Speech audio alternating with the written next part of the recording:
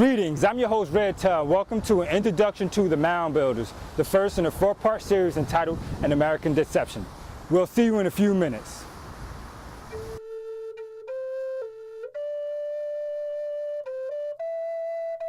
Brown-skinned people, from very light to the darkest of dark, have existed in the Americas continuously for many thousands of years.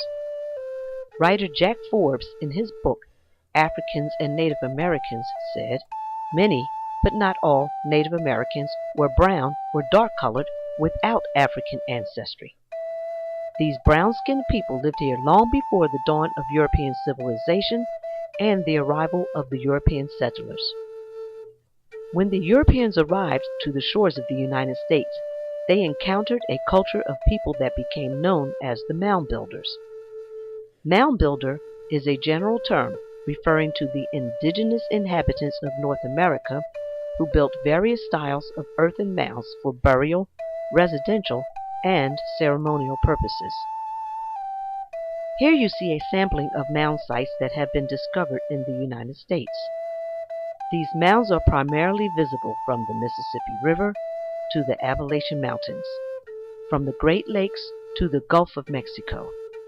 Most are located along rivers and streams which the Native Americans used for provisions. The most modern Native American cultures have been divided into three eras.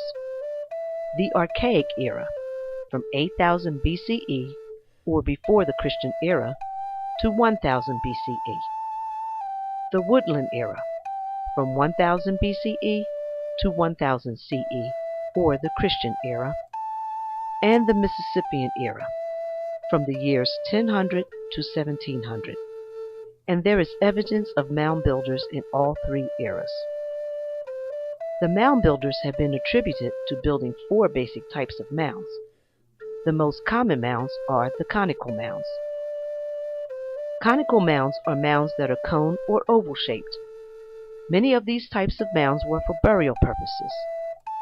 Burial mounds ranged in height from 3 feet to 25 feet, and the remains were probably of someone of importance in the society. Conical mounds that weren't burial mounds can have heights up to 70 feet. The second type of mound is the earthen mound or earthen lodge. This type of mound usually had a fire pit in the center and was used for important meetings amongst the chiefs. The Europeans, after their arrival, utilized these mounds by turning them into their military forts, amongst other things. The third type of mounds are effigy mounds. Effigy mounds are mounds that are in the shape of animals, symbols, religious, or human figures. These mounds may have served as territorial markers or enhanced sacred ceremonial ground where people met for major events.